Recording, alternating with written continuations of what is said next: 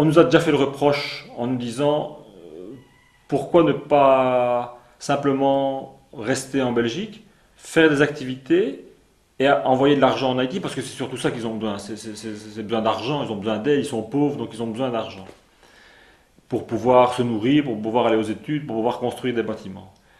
Alors effectivement, ça fait partie de notre projet, on soutient financièrement des projets là-bas, on soutient des jeunes dans leurs études, mais pourquoi aller jusque-là?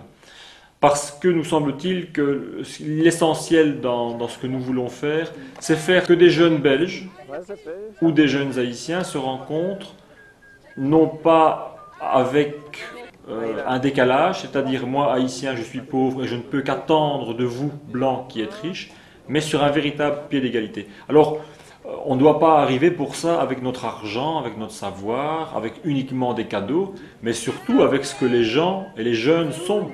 Parce qu'on a trop souvent l'idée que ce sont les blancs ou les gens du Nord qui savent et qui ont le pouvoir et qui amènent aux pauvres, alors que nous sommes tous des êtres humains sur cette terre et que l'important c'est l'échange qu'il peut y avoir entre les êtres. Qu'ils soient noirs, qu'ils soient européens, qu'ils soient blancs, qu'ils soient pauvres, qu'ils soient riches. L'essentiel c'est la rencontre de deux personnes l'une avec l'autre. Oh Céline, tu te souviens de la journée samedi à Jacmel, quand on est parti avec tout le monde. Donc on était parti en tap-tap. Et alors vous avez pris leur tambour. Et puis quoi encore, vous avez pris d'autres instruments. Tambourin. Et ils ont commencé à chanter et tout. Pendant 2 heures de trajet, on a dansé. Enfin dansé ce qu'on pouvait dans le car. Et il y avait une super ambiance, tout le monde chantait, tout le monde s'amusait. Et c'est vraiment ce jour-là qu'on a pu vraiment connaître tous les animateurs. Et puis après, quand on est descendu à Jacmel, on a fait la visite. On a été dans le marché. On a été voir, on a été un peu visiter la ville de Jacmel. Puis on est allé à la mer. Et là, la mer était plus ou moins propre. Et là, tout le monde se battait dans l'eau. On chantait comme des fous. Et puis, on est resté bien baigné pendant 2 heures. Et alors là, on a vraiment pu... on a même appris à nager à plusieurs animateurs qui ne savaient pas nager. Donc il y avait vraiment une chouette ambiance. Et alors cette journée-là, on leur avait offerte... Enfin, eux ne savaient pas au départ qu'on leur avait offerte. C'est seulement à la fin qu'ils l'ont su. Ils ont été vraiment très très chouettes. C'est pas parce que... Si on leur avait dit au départ... Enfin, on leur a pas dit au départ qu'on a payé la journée. Donc ils ont été vraiment tous naturels avec nous. Et alors on a dansé le compas, le cha-cha. Le père du camp jamais était dans l'eau avec tout le monde. On a joué au foot. Enfin, on a fait plein de choses. C'est vraiment un chouette souvenir pour tout le monde, je pense. Et c'est à ce moment-là qu'on a connu un peu tout le monde avec les animateurs. Ouais. C'est Natacha, donc elle a passé, je sais pas combien d'heures, on peut dire 30 heures quasi. Et Maïka aussi un peu. 30 heures quasi, il y avait Joanne aussi. Au moins. Il y en avait plein, il y avait Agnès. Toi, ça a duré plus de 10 heures. Moi, ça a duré 15 heures. Non, mais je trouve qu'elles ont une patience formidable. Ouais, ça, et elles nous ont, enfin moi, Natacha m'a écrit qu'elle me remerciait de l'avoir laissé tresser mes cheveux. Mais c'est plutôt à moi de la remercier d'avoir fait ça pour moi, quoi. C'est... Passer 15 heures à tresser, quoi, on s'amuse bien, quoi. Il y a tout le temps des gens autour de nous, oui, qui dansent, qui viennent te parler. Ouais. Tu n'es jamais toute seule avec celle qui te tresse, parce qu'il y a toujours quelqu'un pour venir l'aider. Tu as toujours plein de petits enfants qui viennent, qui regardent, qui te parlent à toi. Et moi, quand elle m'a fait être, j'ai vraiment pris conscience de ce que c'était. Le temps pour eux et la patience qu'ils avaient. On n'a pas le temps de la patience parce qu'ils n'ont pas la même notion du temps que nous. Mais alors là, pas du tout. Nous, c'est toujours vite fait, bien fait. Il faut que ça aille vite parce qu'on a plein de choses à faire. Eux, elle a passé 15 heures à tresser Mélanie. 8 heures, moi, je sais pas combien de temps, Marlène. 10 heures. 10 heures. Elle a fait toutes les filles, quoi. Nous trois, quoi. Non, plus Céline, Malika, Amandine et Malika. Ouais, elle a fait 6 filles, quoi. C'est exceptionnel, quoi. Et on avait peur de les déranger, mais apparemment ils aiment bien. Et c'est vrai que ça crée un contact parce qu'on parle tout le temps, on déconne. Il y a plein de choses qui se passent pendant qu'on fait cette tresse-là. Et moi, Natacha, je lui avais jamais parlé avant qu'elle fasse maîtresse. On m'avait dit, oui, tu peux aller trouver Natacha pour qu'elle te fasse cette tresse.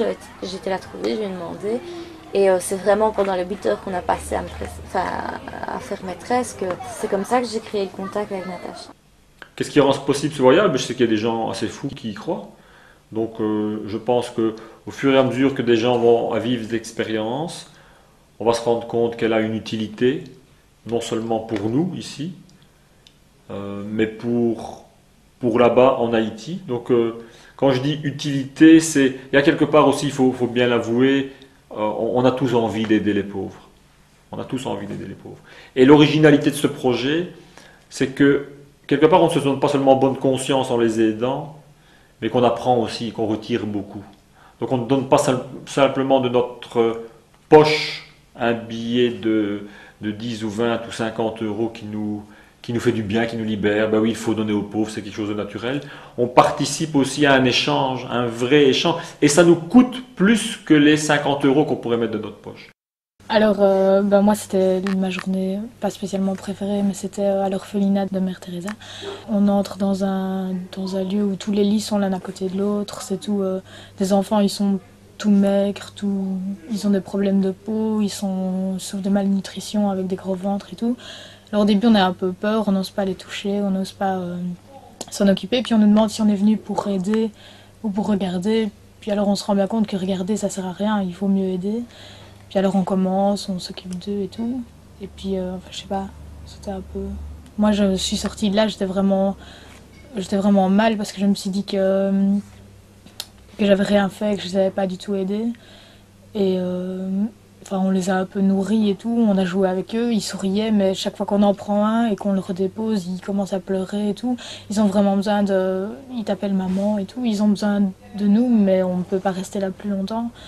Et quand on sort de là, on est vraiment cassé. Est-ce que ça a été une bonne chose d'y aller quand même? Oui, une bonne chose dans le sens où il faut quand même se rendre compte de ce qui est là-bas. Et puis là où on était au centre, c'était quand même des gens assez bien, mais quand on voit les enfants, les bébés abandonnés et tout, moi ça m'a donné envie de vouloir les aider. Et donc, non, mais c'était vraiment une bonne chose. Moi, j'étais contente de l'avoir fait, même si c'est pas du tout facile. Moi, j'ai discuté beaucoup avec Osvaldo et il me disait beaucoup que lui, il dansait pour oublier, quoi, parce qu'il avait vraiment envie de... C'était pour se... dans un autre monde, quoi. Ouais, dans un autre monde, pour oublier sa misère, et c'était vraiment une façon pour lui de... Ça leur fait du bien, ça les soulage. Ça les soulage vraiment beaucoup. Et, tout ce qu'ils vivent, ils essayent de l'expulser, enfin de... Ils écoutent de la musique, c'est par les danses, par les discussions, par les animations qu'ils arrivent à oublier ce qu'ils vivent tous les jours, quoi. Ils vivent dans la misère. Le centre, c'est un peu un endroit où ils peuvent tout oublier et penser à autre chose, et dans un endroit où ils sont bien, avec des gens qu'ils aiment bien. Et... Ils pénètrent dans le centre, ils laissent tout leur tracas derrière la porte. Et c'est ce qu'ils ont dit, enfin je sais pas s'ils m'ont dit explicitement comme ça, mais moi c'est ce que j'ai ressenti. Oui. Ils rentrent dans le centre, ils oublient, ils s'amusent, toute la journée ils ne pensent pas à chez eux. Ils sortent, les portes se referment, ils replongent dans leur misère. Et ils revont. Et moi ce qui m'a frappé, c'est que s'ils viennent pas au centre, ils n'ont rien à faire.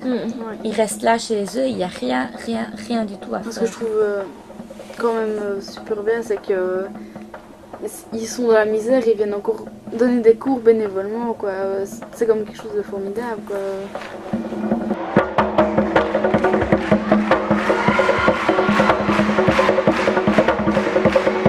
Il y avait au départ, ils n'ont pas parlé de leur pays, ils n'ont pas parlé de leur vie, de leur maison, de leur foyer, de leur misère. Tu vois, on voyait qu'ils vivaient pour nous à ce moment-là, pour nous montrer le meilleur d'eux-mêmes et le meilleur d'Haïti. Et c'est vraiment vers le milieu de la 2e semaine, la 3e semaine.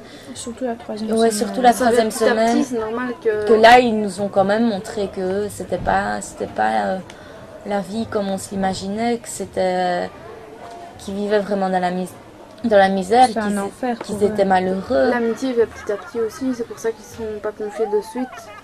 Et moi on est des étrangers, nous on ne s'est pas confié de suite non plus à eux, c'est fait petit à petit et c'est normal que... Et moi, je ne savais pas comment aborder. Je ne savais pas si je pouvais raconter ma vie en Belgique avec mon école, ma maison. Mais c'est dur de se confier parce que nous, à côté d'eux, on est des riches.